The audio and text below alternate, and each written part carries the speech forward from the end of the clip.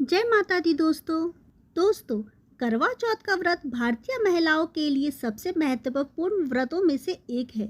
इस दिन महिलाएं अखंड सौभाग्य की प्राप्ति और अपने पति की लंबी उम्र की कामना के लिए इस व्रत को रखती है। लेकिन क्या आपको पता है कि करवा चौथ व्रत की शुरुआत कैसे हुई, कहाँ से हुई, सबसे पहले किसने इस व्रत को किया? तो आपको आज इन सभी सवालों का जवाब इस वीडियो के माध्यम से मिलने वाला है। दोस्तों, अगर अभी तक आपने जीना सीखो चैनल को सब्सक्राइब नहीं किया है तो सब्सक्राइब कर ले, क्योंकि हम आपके लिए ऐसे ही आगे भी ढेर सारी महत्वपूर्ण जानकारी लाते रहेंगे। प्राचीन समय में करवा नाम की एक पतिव्रता स्त्री थी। वह अपने पति के साथ नदी किनारे बसे एक गांव में रहती थी। उसका पति काफी उम्र दराज था।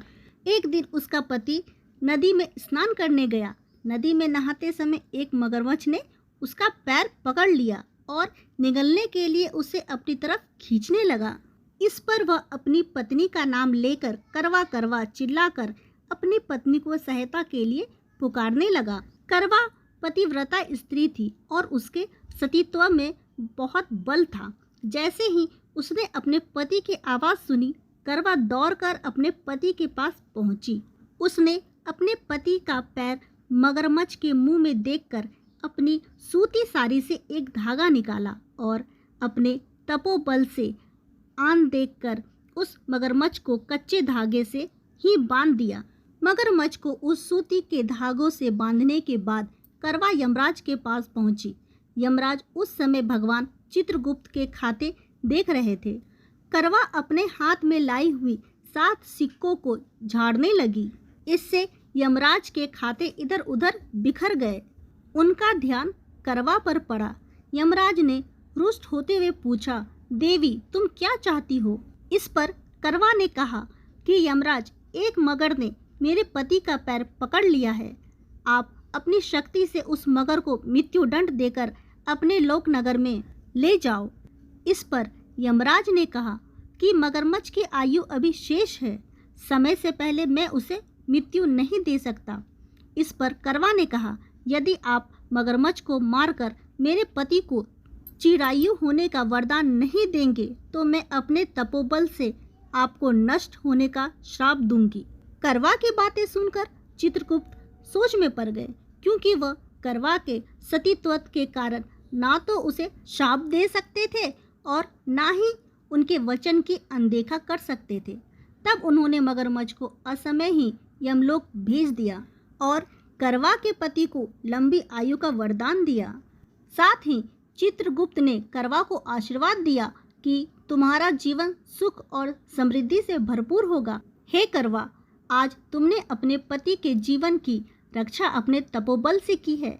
मैं वरदान देता हूँ कि इस तिथि पर जो भी महिलाएं पूर्ण विश्वास और आस्था से व्रत और पूजन करेगी, मैं उसके सौभाग्य की रक्षा करूँगा। करवा के तप के कारण भगवान चित्रगुप्त ने सौभाग्य की रक्षा का आशीर्वाद दिया और उस दिन कार्तिक मास के कृष्ण पक्ष की चतुर्थी तिथि होने के कारण करवा और चौथ के मिलन से इस व्रत का नाम करवा चौथ पड़ा। इस तरह माँ करवा वह पहली महिला है जिसने सुहाग की रक्षा के इस व्रत को न केवल पहली बार किया बल्कि इसकी शुरुआत भी की। इस व्रत को करने के बाद शाम को पूजा करते समय माता करवा की यह कथा पढ़े।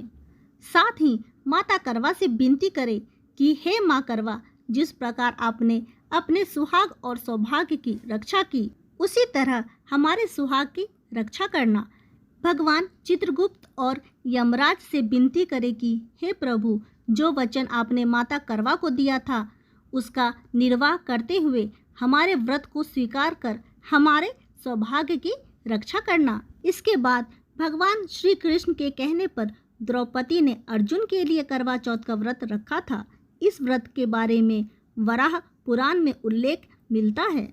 मित्रों, ऐसे ही ढेर सारी महत्वपूर्ण जानकारी के लिए जीना सीखो चैनल को सब्सक्राइब कर ले। जय माता दी।